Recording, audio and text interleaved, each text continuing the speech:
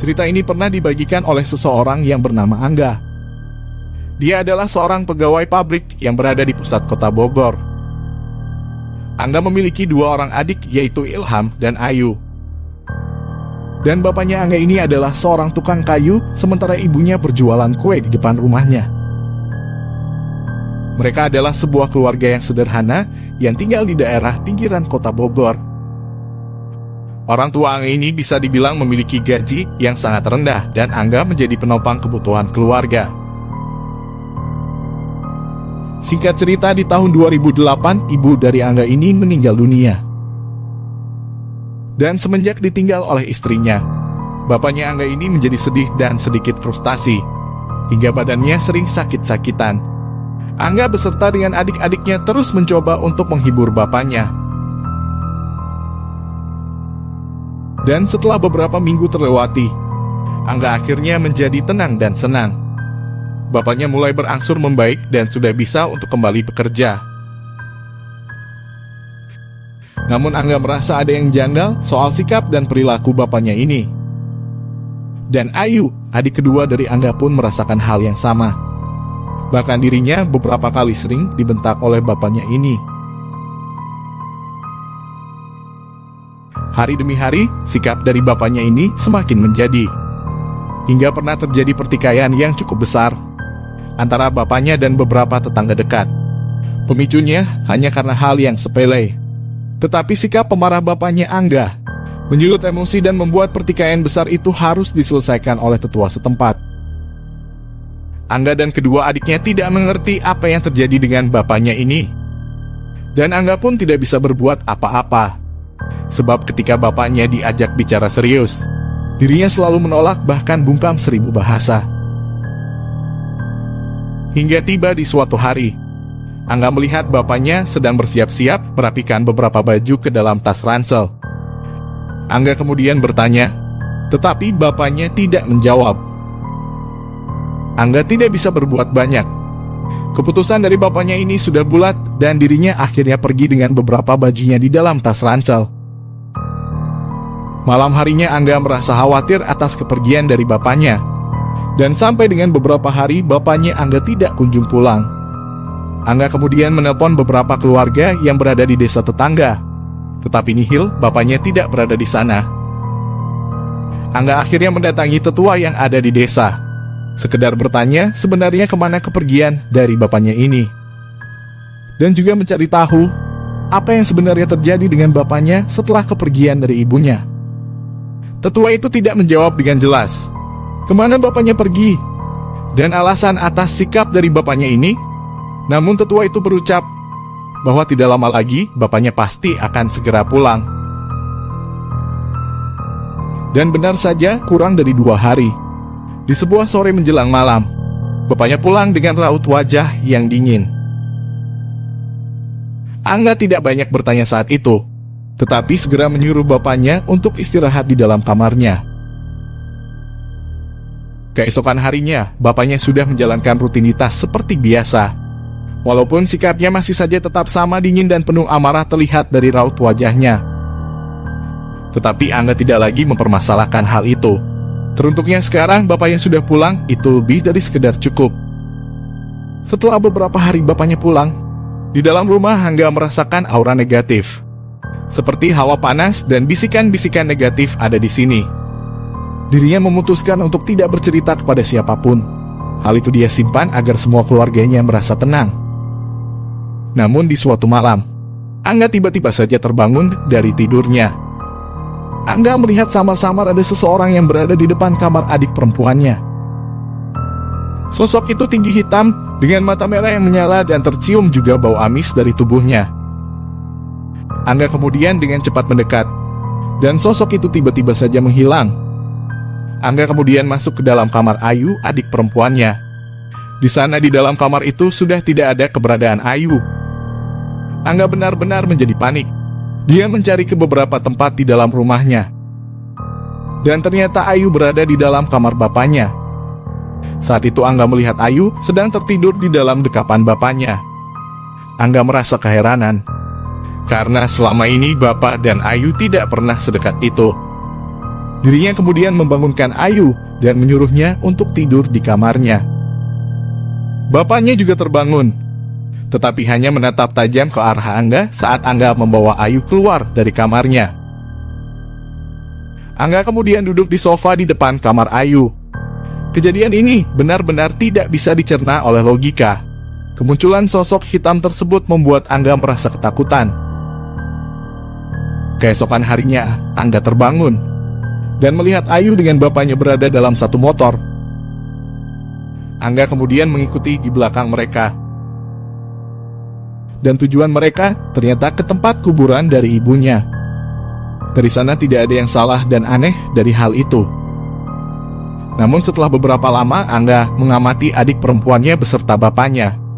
Angga terkejut ketika Ayu tiba-tiba saja dipeluk oleh bapaknya. Pelukan itu menjadi sesuatu yang janggal untuk Angga. Sebab dari kecil bapaknya dan Ayu tidak pernah sedekat itu. Terlebih dengan sikap dan perilaku bapaknya yang berubah, membuat Angga merasa curiga terhadapnya. Malam harinya Angga kemudian mendatangi tetua desa, bercerita perihal kejanggalan antara bapaknya dan adik perempuannya, dan juga mencari tahu tentang sosok hitam yang dia lihatnya di depan kamar Ayu. Tetua itu tidak langsung menjawab. Tetua kemudian menyalakan sebuah lilin dan membaca mantra-mantra. Angga mengamati bacaan mantra-mantra dari si tetua, dan seperti terhipnotis dirinya juga ikut melafalkan mantra itu. Si tetua kemudian memberikan sebuah plastik hitam yang di dalamnya berisi sebuah bubuk putih. Angga kemudian mengangguk seperti paham maksud dari tetua itu. Si tetua kemudian menjelaskan bahwa bapaknya sudah bersekutu dengan jin, dan dengan ilmunya adik perempuannya akan menjadi korbannya. Angga seketika menjadi marah terhadap bapaknya. Sesampainya di rumah, Angga kemudian duduk di sofa depan kamar adiknya.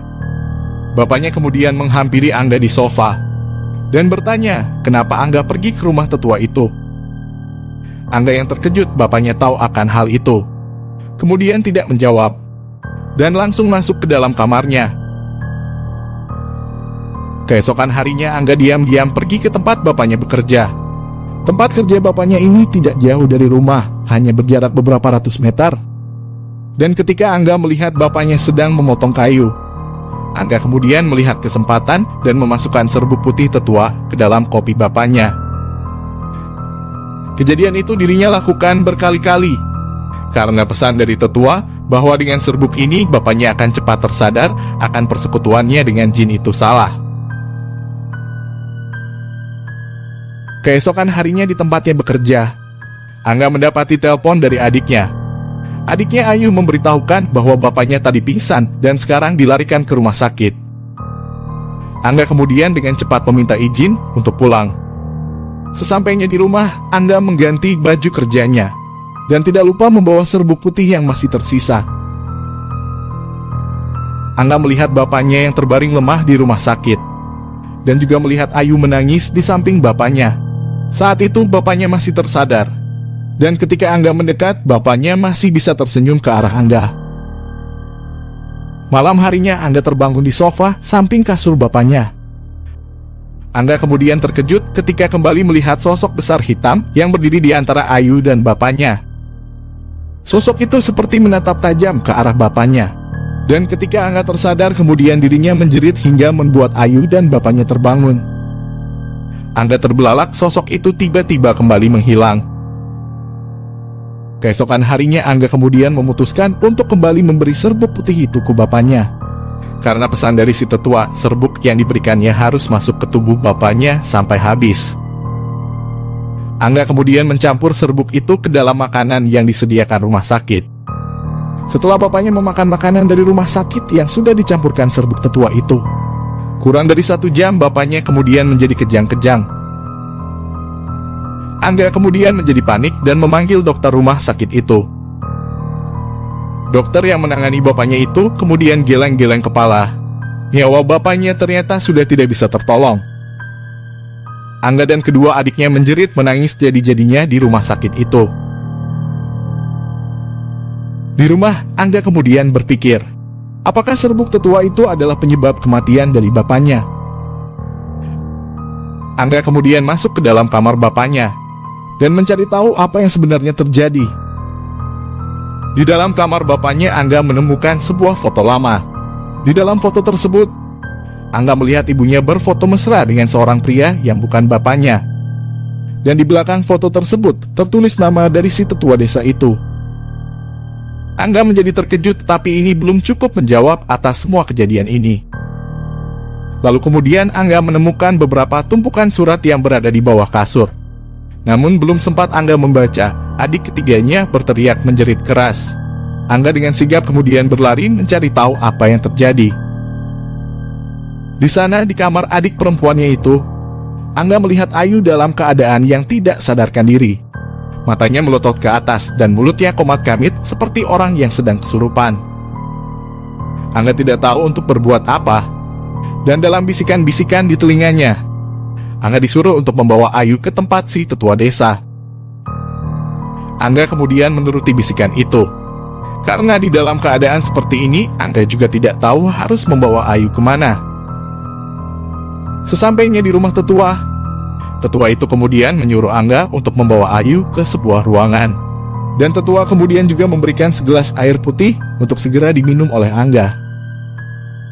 Setelah meminum air putih itu, Angga seperti terhipnotis pada setiap perkataan dari si tetua. Angga kemudian disuruh untuk pulang dan tidak boleh keluar rumah selama beberapa hari. Dan Angga menuruti perkataan si tetua desa itu.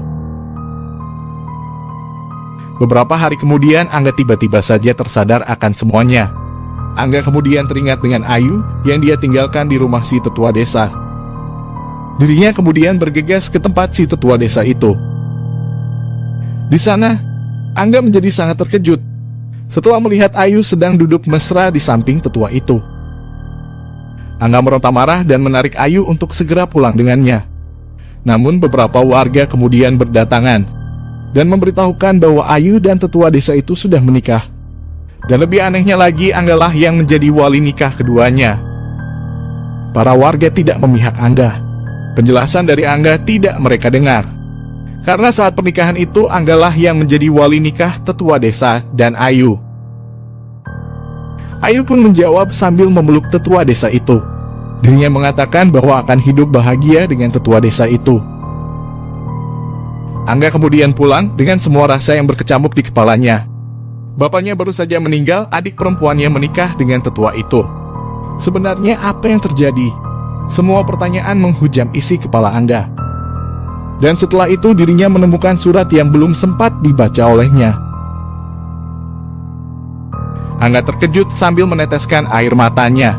Di dalam surat itu menjawab semua kejadian aneh yang menimpa keluarganya.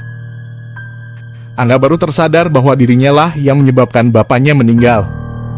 Karena serbuk si tetua desa itu ternyata adalah sebuah racun. Dan si tetua itu adalah penyebab dari semua kejadian ini. Dirinya baru tahu bahwa si tetua memiliki hubungan dengan ibunya sebelum akhirnya menikah dengan bapaknya. Dan si tetua kemudian bersekutu dengan jin untuk melampiaskan rasa dendamnya terhadap keluarga Angga. Angga menangis sejadi-jadinya. Ternyata dirinya punya andil besar membantu si tetua dalam melampiaskan amarahnya ke bapaknya. Ternyata bapaknya berubah sikap terhadap Angga. Karena Angga semenjak ibunya meninggal sangat dekat dengan tetua itu. Dan ketika bapaknya pergi dari rumah, ternyata dirinya mendatangi seorang kiai untuk mencegah keluarganya diganggu oleh si tetua. Angga merasakan pukulan kesedihan yang sangat mendalam, hingga akhirnya Angga memutuskan untuk pergi dari rumah ke sebuah kota yang jauh dari kota kelahirannya ini. Dan sampai dengan hari ini, kejadian itu tidak bisa dirinya lupakan. Kesalahan yang mendalam membuatnya setiap malam meneteskan air mata penyesalan.